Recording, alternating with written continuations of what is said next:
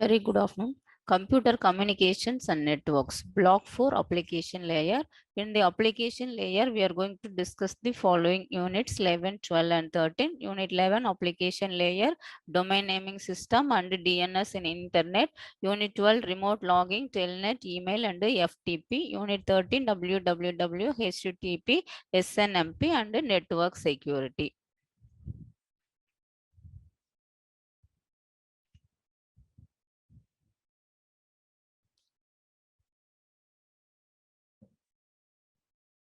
First one I am going to tell about TCP/IP. TCP/IP means it is a protocol. It was designed before the OSI model. OSI means Open System Interconnection Model. It does not exactly related to the OSI layers. In OSI, there are 7 layers are available. Why I am going to tell about TCP/IP means this TCP/IP is used in the application layer in the communication networks. So TCP/IP has 5 layers are available. The lower 4 layers are correspond to the lower OSI layers. In OSI, there are 7 layers are available. Layer 1 physical layer, layer 2 data link layer, layer 3 network layer, layer 4 transport layer, layer 5 session layer, layer 6 வந்து presentation layer, layer 7 வந்து application layer. So in this 4 layer, the below first 4 layers are related to TCP/IP 4 layers. The TCP/IP application layer is equivalent to the combined session, presentation, and application layers of the OSI model. This means all of the functionalities associated with the 3 layers are handled in the only single layer of the application layer. So this diagram shows the comparison between OSI and TCP/IP layer. In OSI model, there are 7 layers are available: physical, data link, network, transport, session, presentation, and application layer. The second one is displayed the TCP/IP protocol layers. So the first layer physical, second data link layer, third layer internet protocol, fourth one TCP and UDP, fifth one is application layer. Here physical layer is related to physical of OSI model, data link layer also data link, network layer is TCP/IP is represented internet protocol, transport layer is represented TCP and UDP. The last 7 layers 5, 6, and 7 are in here similar to the application layers. First, I am going to tell about what is meant by client server model. The application programs using the internet follows these client server model strategies, because whenever we are going to search the internet, we are going to give some request that is treated as a request from the user that will be immediately transferred to the server. So the corresponding information typed in the search button, the same thing should be retrieved in the server, and the same should be displayed to the user's request. So this is called as request and response. The same should be identified as the client and the server model. So the client is considered as a request and the server is identified as a response. In application programs, all of the application program called a client, it running on the local machine, and after that it requests some service from another application program. The another application program is called the server. So that is running on the remote machine. So this is the example of client server model. One is client, the another one is server. So everything is done with the help of the internet. A server can provide a service for any client, not just a particular client. The client server relationship is called as many to many clients can use the services of the one server. For example, Google is a single server. So many millions of people can access the Google server. So many to one clients. Okay, many number of clients can access the single server. A client program which requests a service should run on only when it is needed. After that, a service is needed frequently and by many users have a specific client server application program. For example, send an emails, users to access a email, browse the informations from search, Google, everything, etc. Client means a client is a program set that is running on the local machine that is requested requesting a service from the server. A client program is finite, which means it is started by the user and terminates when the service is complete. So next server. Server means it also a program that should be running on the remote machine that is providing a various services to the clients. When it starts and it opens the door for incoming request from the clients, but it never initiates a service until it is requested to do so. A service is a infinite program. When it starts, it runs infinitely unless a problem arises. After that, it awaits for incoming requests from clients. Once a request arrives, it responds immediately to the request of the clients. After that, we are going to discuss these are the protocols in our application layer. First one, bootstrap protocol, BOOTP. Next, dynamic host configuration protocol, DHCP. Next one, domain name system, DNS. Telnet, file transfer protocol, trivial file transfer protocol, TFTP. Next one, simple mail transfer protocol, SMTP. Simple network management protocol, SNMP. Hypertext transfer protocol, HTTP. These are the protocols are used in the application layers. Each computer that is attached to a TCP IP internet must know the following information. The first one is called as IP address, internet protocol address. Next one, it's subnet mask. Third one, IP address of the router. Fourth one, the IP address of a name server. So this information is usually stored in the configuration file and it is accessed by the computer when during the bootstrap process. In this case of diskless computer, system and networking software completely stored in the ROM, read-only memory. Next one, we will discuss one by one the following protocols. The first protocol is BOOTP, Bootstrap Protocol. This is the one of the client server protocol. It is mainly designed to provide the four previously mentioned pieces of information for a diskless computer or a computer that is booted for the first time. Next one, RARP, that provide the IP address for a diskless computers. Next one, dynamic host configuration protocol, DHCP. DHCP provide a dynamic configuration. It also called as a extension of bootstrap protocol. First, it enhances the bootstrap. After that, and it is backward compatible with the bootstrap protocol. That means a host running on the bootstrap client, it get a request to a static configuration from a dynamic host configuration protocol server, DHCP server. DHCP provides a temporary IP address for a limited amount of time. So next I'm going to tell about the important thing, domain name system, DNS.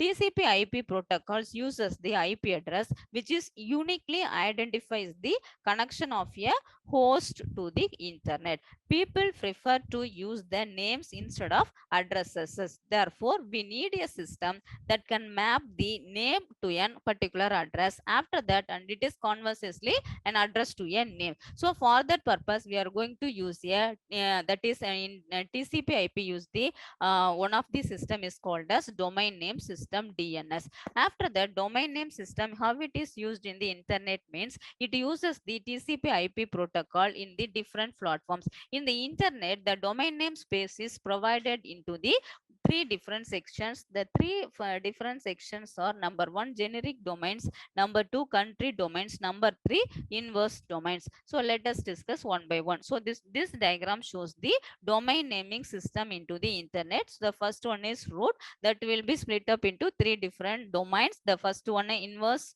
domain, generic domain, and country domain.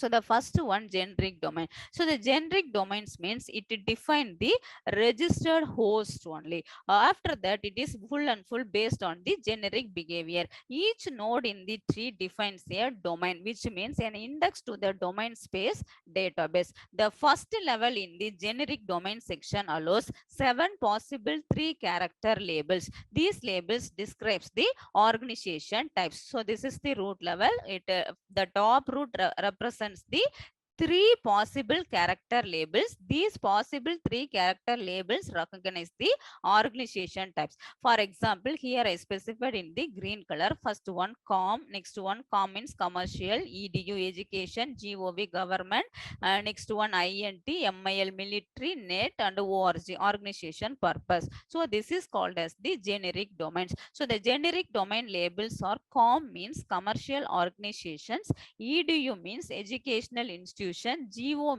means government institutions, int means international organizations, mil means military groups, org means network support centers, net means non-profit organizations. So these are the different generic domain labels. So totally 7 generic domain labels are available. Next one is called as country domains. So the country domain sections follows the same format as the generic domains, but here it uses the 2 character alone, that is for country abbreviations. So the 3 characters are used for org abbreviations at the first level. The second level labels can be organizational or they can be more specific. So the root level, it is the second, sorry, country domains are specified 2 characters AE, FR, US, ZW, etc. The third one, inverse domain. So the inverse domain is used to map an address to a name. For example, this is root level. The corresponding address to a level is represented as ARPA. In address 132, 34, 45, 121 is represented here.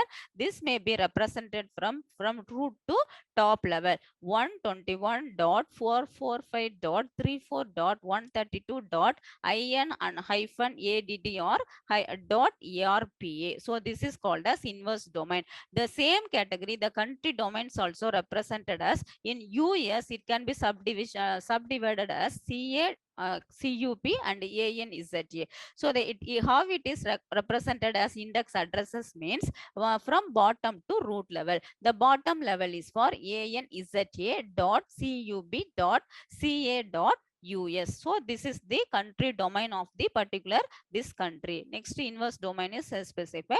The next one is about telnet.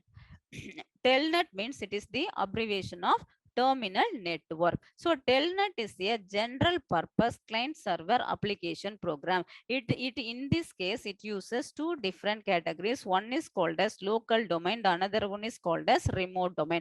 So local login means when a user logs into a local time sharing system, so that is called as the local login. A particular user types at a terminal or work at a workstation running a terminal emulator. The keystrokes are accepted by the terminal driver. After that, the terminal driver passes that particular characters to the opening system. So this is called as the local login. So the operating system interprets the combination of characters and invokes the desired application program or corresponding utility. The second category, remote login. When the user wants to access any particular application programs or any particular utility that may be located on a remote machine, he or she performs a remote login. So the telnet client and the server program, both are client and server programs. The user sends the keystrokes to the terminal driver where the local operating system accepts the character but does not interpret them. So this is the example of local login. So local login means a corresponding terminal that types the particular characters with the help of operating system, that is called as terminal driver. The terminal driver is related with the corresponding application programs. So the character sent to the telnet client which transforms the character to a universal character set. So that is called as the remote login. The command or text in NVT form travel through the internet and arrive at the TCP IP stack at the remote machine. Here a particular characters are delivered to a operating system and passed to the telnet server. This telnet server changes the characters to the corresponding characters understandable by the remote computer. The characters cannot pass directly to the operating system. Why? Because the remote operating system is not designated to receive characters from a telnet server. The solution is to be add a or particular piece of software that is called as the pseudo terminal driver. So which pseudo terminal driver penetrates that these characters are coming from which terminal. After that, OS then passes the particular characters to the appropriate application programs. So this is the example of remote login. So the first terminal which types the some particular characters, this is work as the telnet client side, another one is for telnet server side. So client and server both are connected by the internet. It also passes the some set of protocols in terminal side, telnet client side. After getting from the terminal driver, it passes to the different layers, TCP, IP, data link and physical. Then it is passes to the telnet server side. Again also it uses the same layers, physical, data link, internet protocol and TCP layers. After that, it through the support of operating system, it is transmitted to the server as well as the corresponding programs are accessed from the pseudo terminal driver. The next one is for network virtual terminal, NVT. So the network virtual terminal, it translates the characters that come from the local terminal into NVT form and delivers them to the network. That means network virtual terminal format can be converted by the NVT. The server telnet translate the data and commands from NVT form into the form acceptable by the each separate computers. So this is the example of NVT. So first one, a local computer characteristic. Next one, remote computer character set. So in the local computer character set, it is connected with the telnet client. After that, it will be transmitted to the internet. The telnet client information is converted into the NVT character set. After that, it passes to the remote computer character set. With the help of pseudo terminal driver, every information is transmitted based upon the NVT form into the acceptable format of the different computers. The next one is for file transfer protocol, FTP. FTP is provide a mechanism for TCP IP as well as copying file from one host to another host. Transferring files from one computer to another is one of the most common tasks expected from a networking and internetworking environment. The client has three components. The first one is for user interface. The second one is for client control process. The third one is for client data transfer process. After that, the server has two components, the server control process and the server data transfer process. The control connection is made between the two different control processes. After that, the data connection is made between the data transfer process. So the mainly client and server both are used for different components. In client side, three components are used. In server side, two components are used. So this is the example of file transfer protocol. So user, they are using the user interface control process. After that, data transfer process. The files are copied from with client's information with the help of data transfer process. It can be transmitted to the TCP IP that creates the connection between user to server. Next, the information are transmitted to the server side, maybe a control process or data transfer process. After the corresponding data can be stored in the somewhere secondary storage devices. The next one is for file transfer protocol continuation. The file transfer protocol mainly it is used for entire interactive sessions. The data connection is open and then closed for each file transfer. It opens each time a commands that involve transferring files are used, and it closes when the file is transferred. In the FTP connections, mainly it is used for FTP connections, control on the data and use different strategies, and different port numbers can be used in the file transfer protocol. Next one is for trivial file transfer protocol, TFTP. TFTP is so simple that software packages can fit into the read-only memory of diskless workstation. It can be used at bootstrap time. TFTP can read or write a file for the client. Reading means copying a file from the server side to client side. So server side to client side is called as a reading process. Another one is for writing process, means we are going to copy a file from server side. Okay, so writing means copying a file from client side to server side. So this is the diagram shows the SMTP, simple mail transfer protocol concept. So the user is called as the SMTP client, and receiver is called as the SMTP server. With the help of client server concept, the information can be accessed. The simple mail transfer protocol, it is the one of the most popular network services in the electronic mail in email system. The TCP/IP protocol that supports electronic mail on the internet is called simple mail transfer protocol. It is mainly used for sending a messages to another computer or other users based on the email addresses. For correct information sharing, we need a exact email addresses. SMTP provides for mail exchanges between users on the same or different computers, and it supports three purposes. One is called as sending a single message to one or more recipients. Maybe the same message can be forwarded to any number of recipients. The second category is sending messages, that is it include text via voice, video or graphics. In a single mail we are going to add several attachments, either it may be a text file, voice files or video files, or combination of text, audio, video, everything. So this is called as a second category. So third category, we are going to sending messages to users on networks outside the internet. So these three ways are followed for sending informations from one persons to another persons. The next one is for UA.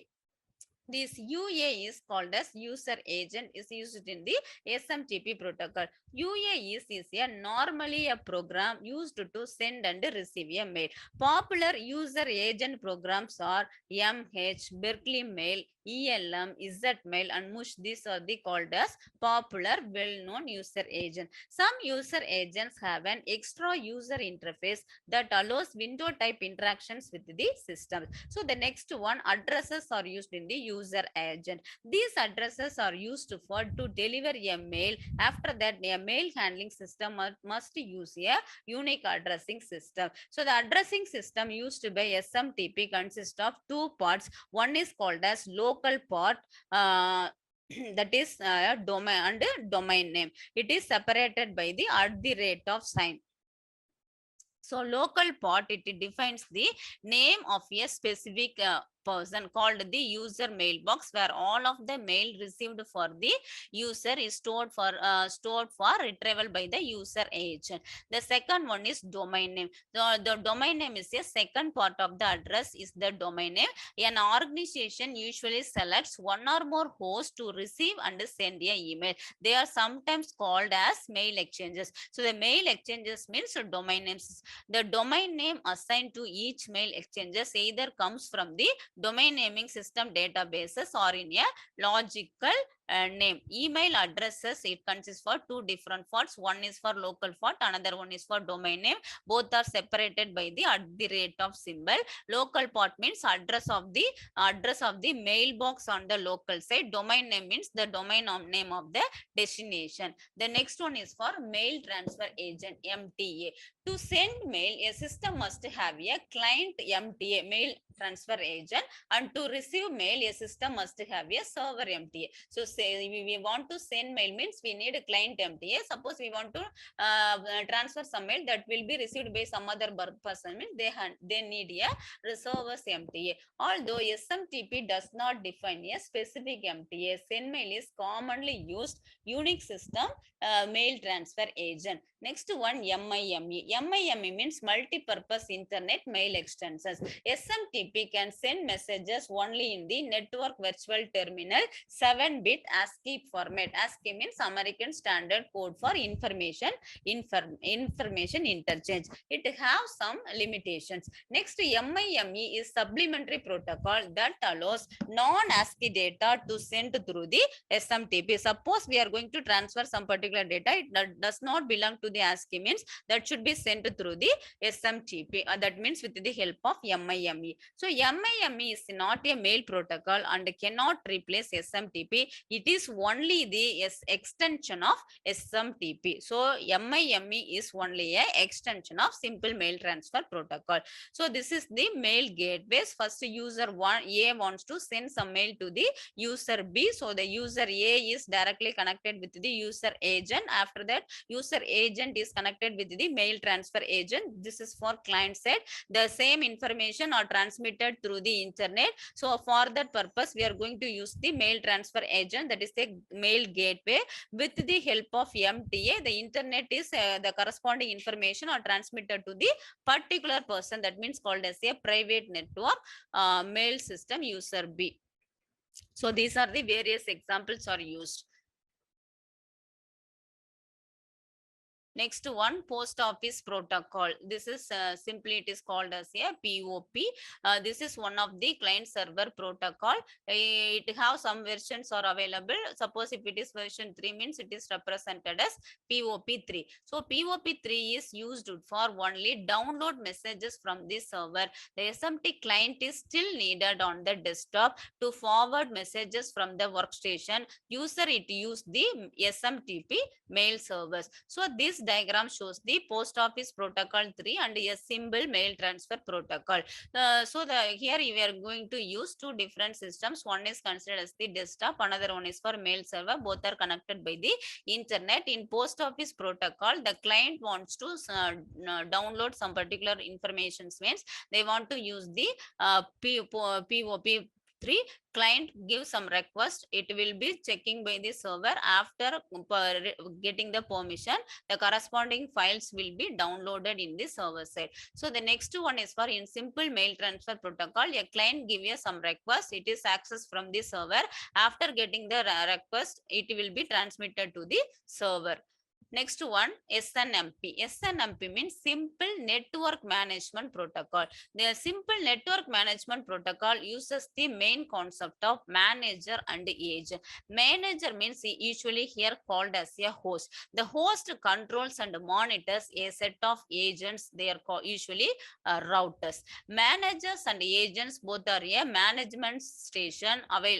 They are both are available in a management station. So they called as a manager. They are a host that runs the SNMP client program. A managed station called an agent is your agent is a router that runs on the SNMP server program. So the management is achieved through a simple interaction between a manager as well as the agent. So this is the SNMP concept. So the first one, agent variables are available. The agent and with the help of TCP/IP, agent and manager both are connected. Next one, various components are used in the network, simple network management protocol. What are the components are used means, first one SMI, next one is for MIB, third one is for SNMP. SMI is a component. It is used in network management. Its functions are to name objects, to define the type of data that can be stored in an object, or to define the type of data, whatever may be, and it show how to encode data from the transmission over the network. Next one, MIB. MIB means management information base. It is the second component. It is used in the network management. Each agents have its own MIP, which is a collection of all the objects that the manager can manage. The objects in the MIB are characterized under the 8 different groups. The 8 different groups are called as system, interface, address translation, IP, ICMP, TCP, UDP, and EGP. So these are the MIB objects, 8 different groups. MIB is different: SYS, IF, IT, IP, ICMP, TCP, UDP, EGP.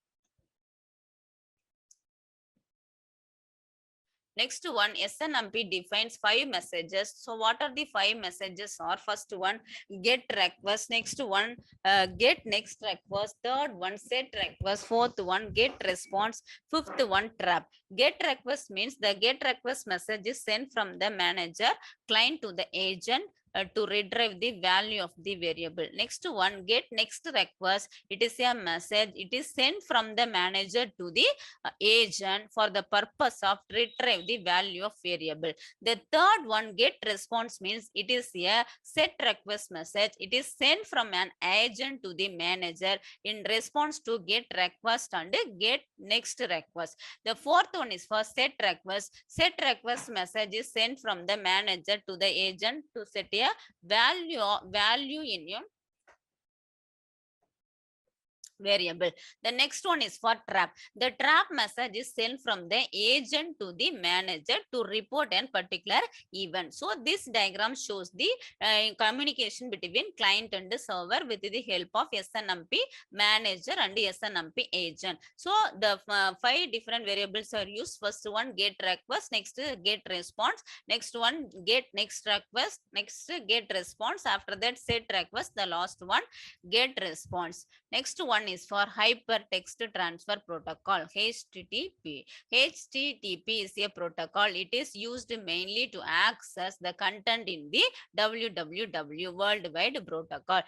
Protocol transfers the data in the form of either maybe a plain text, hypertext, audio, video, and so on. So what is the main functions HTTP means? It is a combination of FTP and SMTP. It is similar to FTP because it transfers files and uses the services of transmission control protocol. HTTP is like a simple mail transfer protocol because the data transferred between the client and the server look like a SMTP messages. The format of the messages, everything should be controlled by the MIME, like headers. Next one, HTTP differ from SMTP. In what way it differs means the messages are sent from the client to the server and from the server to the client. The main idea of HTTP is very simple. A client gives some request which looks like a mail, then it transmits to the server. The server sends a response which looks like a mail reply to the particular client. So next, HTTP transaction. HTTP transaction between the client and the server. The client initializes the transaction by sending a request messages. The server replies by a sending request. The client and server, the client give a request, this is a request, the server it responds, so it sends a message, this is a response. So the messages are generally two different types of HTTP messages are used. One is called as request, the another one is for response message. Request message means it consists of a request line, headers, and sometimes a body also available. In response message mean it also look like a status line, headers, and sometimes a body messages also. So the messages category is divided into two things. One is request and response. So the request message, what are the informations are available means request line, headers, a blank line, body only present in some messages. In response message also consists of four things: status lines, header, blank lines, body. It also present only in some messages. The next one is called as URL. URL means uniform resource locator. A client suppose wants to access a particular document, needs an address, means a HTTP uses the concept of locators. The URL is a standard for specifying any kind of information on the internet. The URL defines the four things. The first one is method, the second one is host computer, third one is port, fourth one is path. The URL is means uniform resource locator. It consists of four things: method, host, port, and path. So the method, then followed by colon, double slash, host followed by colon, port, then slash, then path. This is the default format of the URL. Method means is a protocol. This is used for retrieve the document. Next one is for host. Host means web pages. The web pages are usually stored in our computers, and computers are given alias names that usually begins with the characters www. So the www is considered as a host. The host can be any name given to the computer that hosts the web pages. The next category, port. So port is included. It should be inserted between the host and the path, in between of host and the path, and it should be separated from the host by colon. The last thing is path. Path is is the path name of the file where the corresponding information is located. For example, www.gmail.com. This is also one of the example of URL. The next topic is called as www, that means World Wide Web. So World Wide Web is a repository of information spread all over the world and linked together. It has some unique combination of flexibility, portability, and user-friendly features that is distinguished from other services provided by the internet. So the www is a distributed client-server service in which a client using a browser can access a service using a server. The service provided is distributed over many locations is called the websites. So these are the example of distributed services of www. So various sites are available. All sites are sharing information. They are located in different locations. So in www, we are going to see some different topics. The first one is hypertext and hypermedia. So the www uses the concept of hypertext and hypermedia. Hypertext means it is the environment. Here the information stored as a set of documents that are linked together using the concept of pointers. An item can be associated with another document using the pointer. It can be linked. The reader who is browsing through the document can move the other documents by choosing the items that are linked to other documents. Hypertext means, for example, it is used to do mathematical and logical calculations. So the corresponding highlighted information are stored in the computer. A computer is a digital electronic machine made up of CPU, a control unit, and memory. So the red color marked lines are called as a hyperlink. For example, I am going to click the CPU, means the corresponding information of CPU will be displayed. After that, I am going to click control unit, means the corresponding information of computer and the related keyword informations are transmitted. That is called as the item can be associated with another document using these pointers. Next one. Browser architecture. Browser usually consists of three parts. The first one is called as controller. The second one is called as client programs. Third one, interpreters. Controller means the controller receives input from the keyboard or from the mouse or any other input devices and uses the client programs to access the document. After the document has been accessed, the controller uses one of the interpreters to display the documents on the screen. So the next one, client program. The client program can be used any one of the methods. That means any one of the protocols such as HTTP, FTTP, or Telnet. Next one, interpreter. The interpreter can be a HTML or Java depending on the type of document. So this is the browser architecture. So we are going to give our information through any one of the input devices that will immediately transmitted to the controller.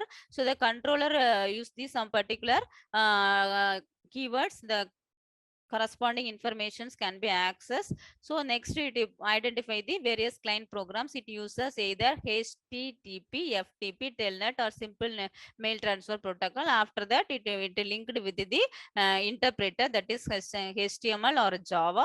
After all these process over, the corresponding information can be displayed on the user screen. So the documents in the www can be grouped into the three broad categories. So what are the type of three broad categories? Means one is static, another one is dynamic, third one is active.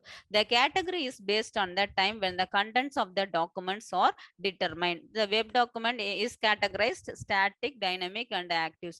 So sorry, active document. Static documents means it is fixed content documents that are created and stored in a server.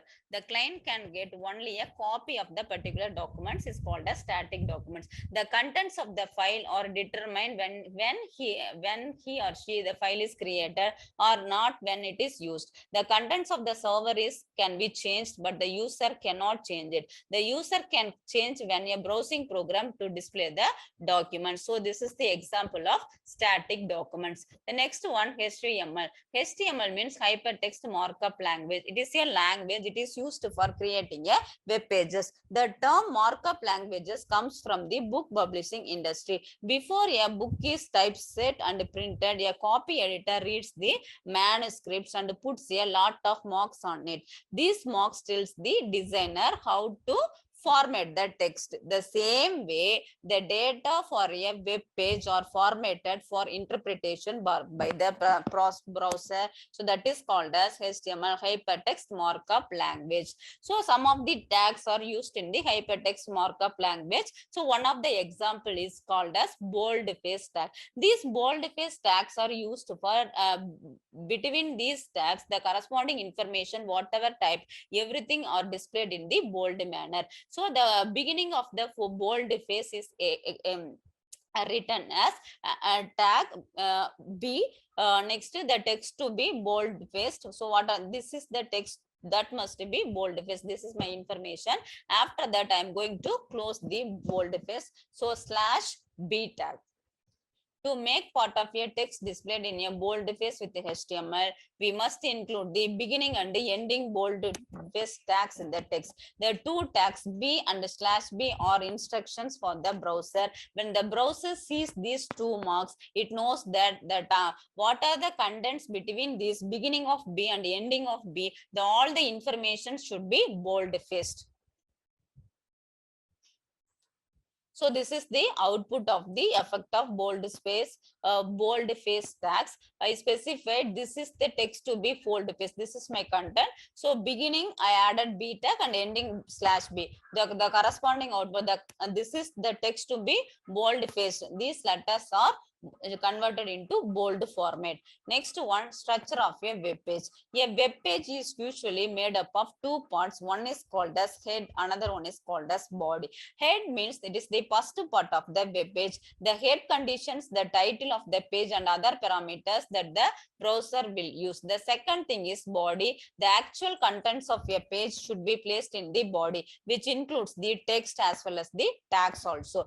Tags means the browser makes a decision about the structure of the text based on our tags, which are marks that are embedded into the text. The tag is enclosed by two brackets greater than less than symbol, or usually comes in a pass. A tag can have list of attributes, each of which can be followed by an equal sign and a value associated with the attributes. So the beginning and ending of the tags are specified here. Opening a symbol, tag name, attribute equal to value, another attribute equal to value.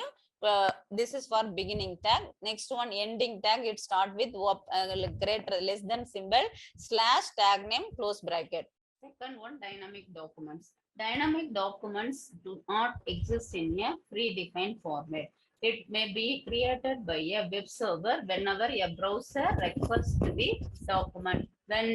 When a request arrives, the server runs the output of a program that creates a dynamic document. Then the server returns the output of the program as a response to the browser that should be requested the document. Example, we are going to getting the date and the time from the server. Based upon our request, the server returns the output of the program. So this is the example of dynamic document. The first one, a request for a running program. It transmitted from client to the server. The second one is running the program and creating the document. Okay, the program is created in the document. The third one is for response. The server gives the response to the client. That means a document should be displayed on the client computer. So time and date are kinds of the information that are dynamic in that they can change from the moment to moment based upon the locations. The client can request that the server run a program such as the date program in Unix and send the result of the program to the client. A server handles dynamic documents for the following steps. First one, the server examines the URL, uniform resource locator. For what purpose it examines the URL means to find out whether if it is defines a dynamic document or not. The second one, if the URL defines a dynamic document means the server executes that particular program. The third one, the server ends the output of a program to the client, that is for browser. The next one, common gateway interface, CGI. So the common gateway interface means it is the one of the technology. It creates and handles the dynamic document. So that purpose only CGI is used in the dynamic documents. CGI is a set of standards that defines how a dynamic document should be written, how input data should be supplied to the program, and how the output result should be used. The CGI indicates that the standard it defines a set of rules that are common to any language or platform. The term gateway means it refer the CGI program is a gateway that can be used to access other resources, for example databases, graphic packages, and etc. The term interface means there is a set of predefined terms, variables, calls, and so on that can be used in any one of the common gateway interface programs. So the third option is for called as active documents. So many applications we need a program to be run at the client side. These are called as active documents. So what are the programs are run at the client side? These are called as active documents. When the browser requests an active document, the server sends a copy of the document in the form of the bytecode. After that, the document is then run at the client side, that is browser side. So this diagram shows the example of active document. In a request for a copy of program, a client gives a request to for a copy of a program. The server sending a copy of the program, but the original copy is available in the server. Next, the third step, running the program and creating the document from server to client. An active document in the server is stored in the form of binary codes. An active document is transported from the server to the client in the binary form. Actually, it is stored in the binary code so that the information transmitted from server to client in the binary form. This means it can be compressed at the server side and decompressed at the client side, saving both are saving the bandwidth and transmission rate. Next thing is Java. Java is a combination of, it is the one of the high level programming language, as well as it is the runtime environment, and it consists of so many class library. It allows a programmer to write an active document and a browse to run it.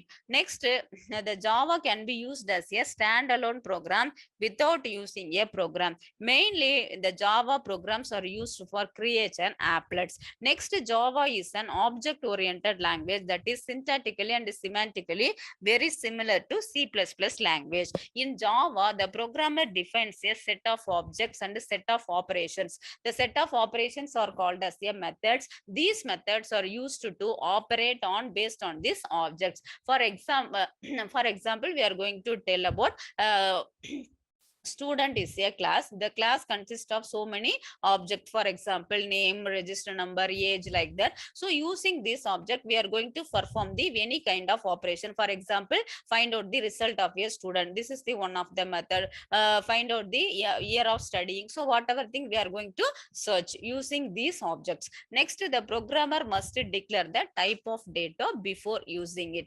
Next topic, network security. So network security is mainly used for saving our data against attacks while it is transit on a network. For example, we are going to transfer information through network, maybe a email or sharing our messages or images, text file, audio file, or whatever maybe. We are going to share information through network. It cannot be hacked by the some other persons. That will be protected. That is called as the network security. To achieve this goal, many real-time security protocols have been designed. Such protocols need to provide at least any one of the primary objectives. There are three primary objectives out there. The first one is for the parties can negotiate interactively to authenticate each other. The another one is for establish a secret session key before exchanging information on a network. Suppose we want to send one mail and receive particular mail. After starting a session, we are going to create a one particular session secret key. Next one is for exchange the information in a encrypted form. Suppose our original information is converted into some other format, means it does not act hacked by the some other persons. So after that, to achieve these goals, we are going to use some set of protocols for the network security. I specified here some different layers. What are the kind of security protocols are used here? The first one, application layer security. The second one is transport layer security. Third one is for network layer security. In application layer security, what are the protocols are used to means? First one, secure application. Next one, TCP IP physical network. In transport layer security, application secure session TCP IP physical network. In network layer security, protocols are application TCP secure and network IP protocol physical network. So far in our block 4, we are going to discuss about various categories of application layers like email, www, HTTP, SMTP, domain naming system, and www, then network security. Thank you.